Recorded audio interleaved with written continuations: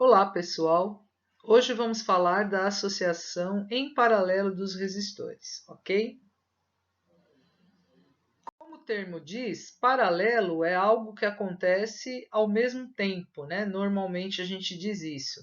Então, nessa associação, nós vamos ter os resistores dispostos em paralelo. O que caracteriza a associação paralela é estar ligado, olha, terminal com terminal. O que eu quero dizer com isso? Olha, veja, esse terminal ligado, o primeiro terminal do R1 com o primeiro terminal do R2, e o outro aqui, ó, ligado, o outro terminal do R1 com o outro terminal do R2. Então, isso é uma associação em paralelo ou associação paralela de resistores, ok? Pensando num circuito, o que teremos? Teremos uma fonte ó, de alimentação, aqui o positivo, aqui o negativo, a corrente fluindo e se distribuindo para os três resistores, certo? Por isso que uma das características da associação paralela é que a corrente se divide. Nesse desenho aqui, né, nesse circuito aqui, é o mesmo do outro. Então a gente só estica o fio para poder ficar mais quadradinho, como vocês viram no outro. Porque na verdade todos os terminais estão ligados aqui nesse nó, certo? Não é ponto, é nó. Por quê? Porque a corrente que chega aqui, ela vai se dividir proporcionalmente para os três resistores. Junta de novo nesse nó e volta para o negativo da fonte, no sentido convencional. Então, uma característica da associação paralela é que há a difusão de corrente, certo? Há modificação na corrente. Aqui ela se divide, aqui ela junta. Portanto, há nós, né? Numa associação paralela, contrário do série.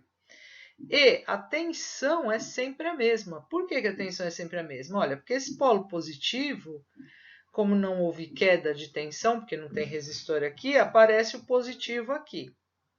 E aqui o negativo, como não há também resistores até aqui para cair essa tensão, aparece o negativo aqui. Portanto, a diferença de potencial em cima de cada resistor é a mesma da fonte, certo? Então a gente diz que no paralelo a corrente se divide, mas a tensão é a mesma. Então note que nesse circuito aqui de exemplo, ou até no básico, que seria apenas dois resistores, há nós, certo? E mais de uma malha, né? Se a gente for pensar em malha. Muito bem. Sendo assim, embora estejamos em paralelo, não muda o conceito do resistor equivalente, ou seja, ele não é igual, mas ele equivale à associação dos resistores. Para o gerador, ele só vê uma carga. Lembra aquela ideia? Pode ter duas, três, cinco em paralelo, mas ele só vê uma carga. Ou seja, para o resistor só importa o equivalente. Tá? Eu só queria ressaltar que a associação paralela ela é muito interessante porque ela é o que a gente tem na vida comum, né? Na nossa casa, por exemplo. Você tem vários equipamentos, dispositivos, eletrodomésticos ligados, por exemplo, no 127. Então a tensão é a mesma para todos, só que cada uma dessas tomadas, né, ela está ligada em paralelo, tá? Por isso que na sua casa você liga uma coisa quando você quer que a corrente passe por ela e funcione e desliga. É mais fácil exemplificar o paralelo até do que o série na sua vida. Mas vamos continuar com a ideia do resistor equivalente. Como que eu calculo, então, o equivalente? Lembra que no série a gente só somava? Pois é. O paralelo é um pouco diferente, um pouquinho mais complicado. E vocês também já devem ter percebido que tudo que vale para o série, no paralelo é o contrário, é o inverso. Ou seja, no série a corrente é a mesma porque não tem nó. No paralelo a corrente se divide porque a gente tem vários nós. No série eu tenho uma malha só.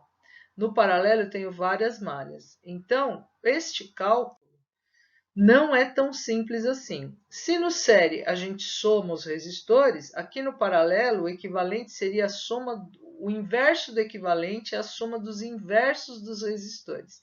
Se eu tiver N resistores, eu faço isso N vezes. É fácil trabalhar com essa fórmula? Não, é horrível. É tudo cheio de casas decimais. Então, eu gosto mais de um outro método que a gente vai usar mais simples. Como assim? Ó? Eu vou pegar para 2 resistores, hein, gente? Só 2. Eu tenho, então, que associar de 2 em 2. Ah, mas e se eu tiver 3? Ué, eu associo os 2, o resultado que der, associo com o terceiro, tá? Então, vamos lá. Para 2, eu vou dizer que o resistor equivalente é o produto de R1 vezes R2, é 1 vezes R1 vezes R2, dividido pela soma. R1 mais R2. Vamos ver um exemplo? Então, um exemplo de cálculo. Eu tenho um resistor de 10 em paralelo com o de 15. Está em paralelo? Tá, porque está ligado terminal com terminal, certo? Os primeiros e os segundos terminais. Muito bem, eu quero transformar no resistor equivalente. São 2? São 2. Então, eu vou usar 1 vezes o outro, dividido por 1 mais o outro. Então, eu fiz a conta aqui, ó, tudo em K, né? 10 vezes 15, dividido por 10 mais 15. 10 vezes 15 dá 150, dividido por 10 mais 15, que é 25. Se você fizer 150 por 25, a fonte, o resistor, não enxerga esses dois caras em paralelo, de 10 e de 15. Ele enxerga um único resistor que vale 6. Ah, vamos supor que tivesse mais um resistor aqui, ó, tivesse 3, que nem no desenho anterior. Se eu tivesse mais um aqui, eu pegaria esse de 6 e associaria com mais um aqui, do valor que ele fosse. Então, sempre de 2 em 2, ok? Uma outra coisa importante é que se eu tiver resistores de valores iguais em paralelo, eu vou fazer a associação de N resistores iguais, é o valor do resistor dividido pelo número de resistores. Como assim? Ó? Exemplo, aqui eu tenho 3 resistores de 36 ohms.